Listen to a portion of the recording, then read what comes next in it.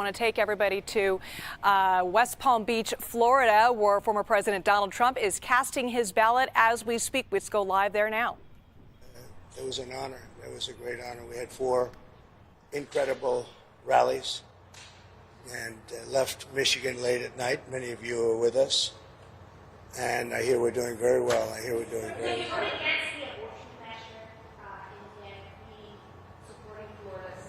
We did a great job in that we brought it back to the states, as you know.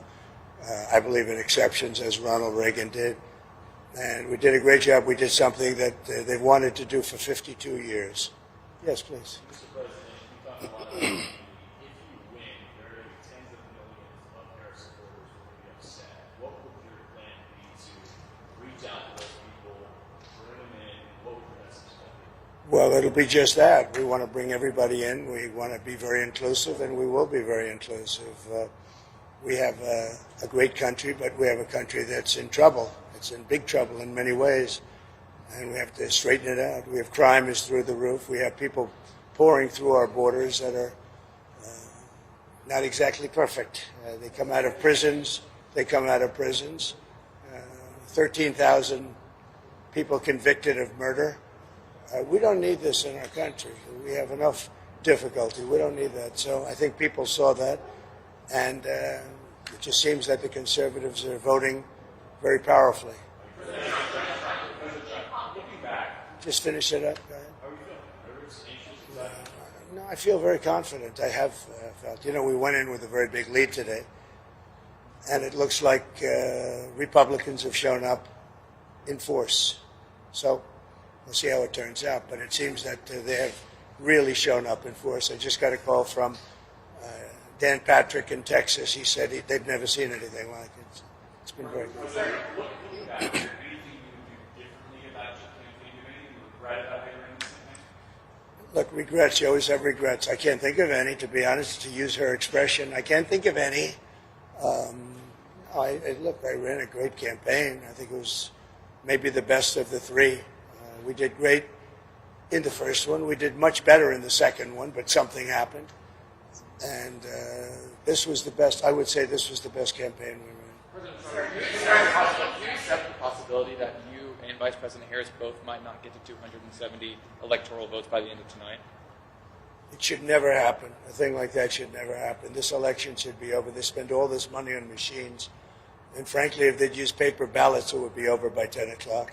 And by the way, the paper ballots would cost 8%. It would be 8% of the cost. If they would use paper ballots, voter ID, proof of citizenship, and one-day voting, it would all be over by 10 o'clock in the evening. It's crazy. They use these very expensive computers, and I'm hearing in Pennsylvania they won't have an answer till 2 or 3 days from now. I think it's an absolute outrage if that's the case. Now, maybe it'll be later, but it's paper ballots in France. They went paper ballots because the mail-in was not working. It was corrupt. And in France, they went paper ballots. And at 10 o'clock in the evening, they had 37 million votes counted and done. They had a winner, they had a loser. And in this country, I mean, I'm just hearing that in certain states, it's going to be a long time, and it won't even be close. It won't even be that close. They say, I'm going to win the state, but it's going to take a long time to certify it. Could you see a world where you don't declare victory tonight? Yeah, I mean, I'm hearing the same things that you're hearing. I'm hearing states where I'm up by a lot, but they won't have a final number for a long time. What are your plans for tonight in terms of watching the results and so forth? So we're going to have a very special group of people, many of whom you know, and they'll be at Marago. In addition, we'll have 4,000 or 5,000 people at the convention center. On the assumption I win, I mean, I don't know if something else happens. I don't know what's going to happen in terms of declaring victory, but if in normal times I would go over to the convention center, let's say at 10 o'clock or 11 o'clock or something, but I just don't know. It looks like we have a very substantial lead. It looks like we have many more Republicans voting today than Democrats, so if you have a lead and we have a bigger vote, that means you're doing very well, but they have to call a winner. They should, and they should call a winner, yes. Just stop talking about that. Go ahead. Oh, I don't know. I was honored to get Joe Rogan last night. I mean, Joe Rogan's a big deal. He's a very respected person. And I must tell you, Megyn was fantastic. She got up and said some things that were really pretty amazing. But before that, I just think we ran a good campaign. I had good policy. We want people to come into our country, but they have to come in legally. You know, we want strong borders, and we want people to come in. We want to be totally inclusive, but they have to come in. I think that was a big issue. To me, that was the biggest issue. I may be wrong. You know, a lot of people said inflation. Inflation's a disaster, but I think it's a second issue. I think the first is the border. We can't allow criminals to be put back into our country or to be put into our country. So you have 13,000 plus murderers allowed to roam in our country. Not going to be allowed. They have to go. You have drug dealers. You have terrorists. You have a tremendous amount of people that should not be in our country, and we need strong borders in this country. And I think people are voting on it. I think it's the number one issue. We'll see how it pans out, but I think it's the number one issue.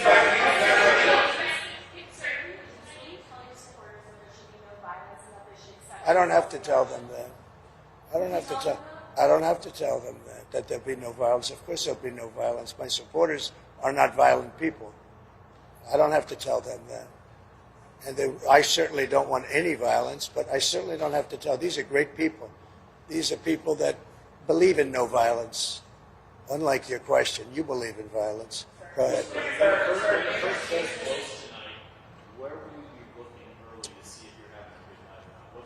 Well, I think I'll be at Marago for the most part. We have a lot of political professionals. I'm going over now with Melania, who I'm very proud of. She's got the #1 bestseller. Can you believe that? He can believe it.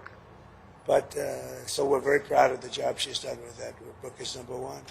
But we're going to go over to the office in West Palm, and we're going to say hello to the workers. They've worked very hard. Will Georgia kind of be your first indication of whether it's going to be I think so. I mean, I hear we're doing very well there in Georgia. I hear we're doing very well. I hear we're doing very well everywhere.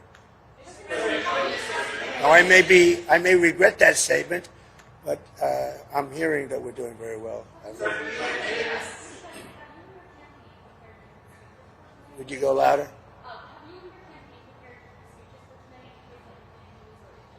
No, I haven't prepared a speech. No. I did speeches last night, all day long, all night long.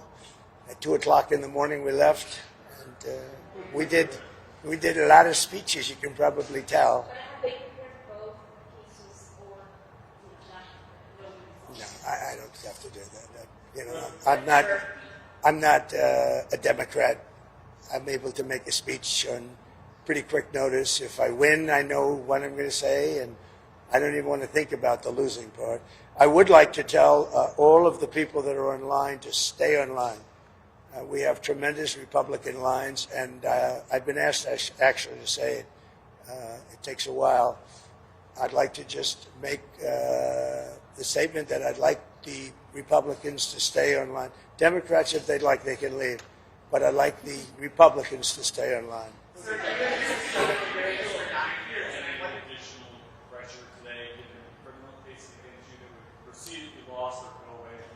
I have no pressure whatsoever. I'm winning big cases. Those cases are all being won. The biggest case was the Florida case, and it's been won. I appreciate your nice question. Sir, you and Mrs. Trump have been doing No this pressure whatsoever. for 9 years.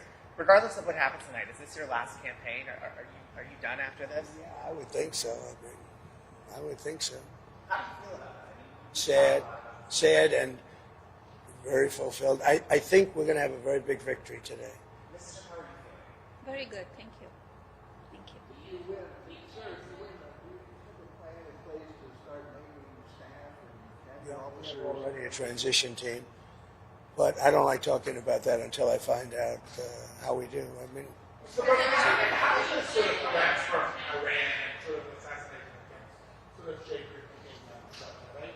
well, it doesn't. Look, we're not looking to do damage to Iran, but they can't have a nuclear weapon. So, my terms are very easy. They can't have a nuclear weapon. I'd like them to be a very successful country, but they just can't have a nuclear weapon. Does it change the way you live, all the threats?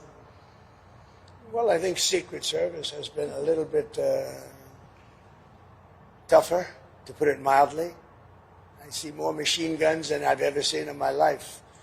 We're surrounded by, I feel very confident with Secret Service. I think they've stepped up. Look, for a long time, they didn't give us the help. They didn't give us the assets, as they say, the manpower, woman power. They didn't give it to us. And we'd have rallies. You saw the rallies, 50, 60,000 people. And I'd have less people than Joe Biden, who had 5 people show up. And I'd have 55,000 people show up, and I had fewer people than him.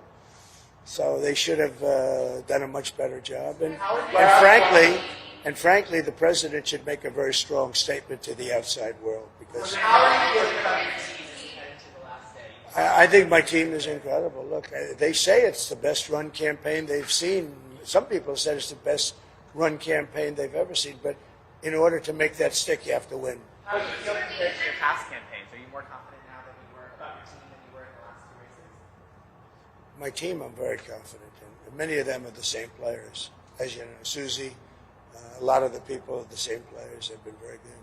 Mr. President, Oprah said at Harris's rally last night, quote, if we don't show up tomorrow, it is entirely possible we won't be able to count the ballot. Well, I think it's ridiculous. You know, Oprah, I was on her last show, or one of her last shows, and they picked the biggest people and all of that, and made a big deal. And I'm disappointed. I think Oprah's become a major divider in our country, and I think, frankly, she should be ashamed of herself. And you know who else should be ashamed? Fox. Because I've seen Oprah on Fox about 50 times making the same statement, and I think it's a disgrace what Fox does, because everyone thinks Fox is so pro-Trump. They're not pro-Trump at all. They've put Oprah on all morning long. That's all I see is Oprah. And, you know, I do Oprah very well. She's been in Mar-a-Lago many times. Roger King had his funeral. That's the head of King World, which was Oprah's mentor. And Oprah chose the location. She said, Mar-a-Lago is the most beautiful place. Would it be possible to have Roger's funeral at Mar-a-Lago in the ballroom? We did it. The only time I've ever had a funeral there. And I think Oprah should be ashamed of herself to say that. She should be ashamed. She knows me. She wanted to run with me as the vice president. She was going to be the vice president. She wrote me a letter. It's in the book. And now she goes and makes statements like that. She's a divider. And Barack Hussein Obama is a divider, too.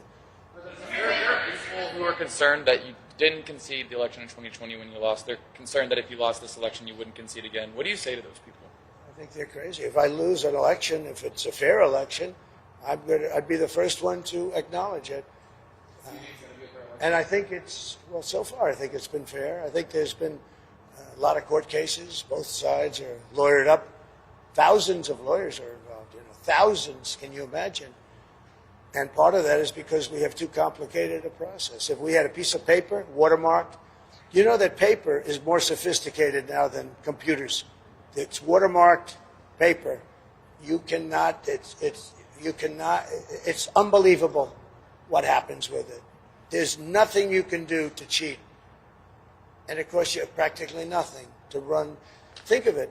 We spend hundreds of millions and billions of dollars on these campaigns. You could do it for 8% of the cost and have accuracy, and we wouldn't have to be worried about when is Pennsylvania going to announce.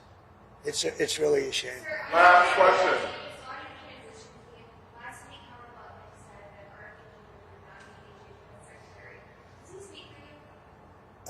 Well, he knows exactly what, but that's only based on what RFK told. I don't think RFK wanted that. You're talking about Health and Human Services. Let me tell you, he's a great guy, RFK, and he's going to do pretty much what he wants as far as I'm concerned. He wants health for women, for men, for children, and I happen to agree with a lot of the things he says. The one thing I told him, and I've told you in speeches for the last 2 weeks, we got to keep him away from the liquid gold, because the liquid gold, we have more than any of it. It's called oil and gas. That one I'm going to handle. Well, I'd be honored to have him. Now, I haven't spoken to Howard about that, but look, if you think of it, he came in third, in running for president, right? He ran a very good race. He had obstacles. The Democrats just really unfairly put obstacles up, and Henson Kennedy left the Democrat Party for the Republicans. Now, he's a very smart guy. He's a very caring guy. He's very popular, too. We get up and introduce him. The place goes wild. No, we love having him. And you know who else we love having? Elon. He's been great. And everybody, look, everybody. Getting Joe Rogan last night and Megyn Kelly, we just have, this is very inclusive. This is a movement. This is the greatest political movement in the history of our country. And even you people, and some of you are fair sometimes, but it's the greatest movement in the history of our country, and I've made that statement 1,000 times. It has never been challenged. It is the greatest movement, and we're going to make America great again. Thank you all very much. Thank you. Thank you. Nice to see you.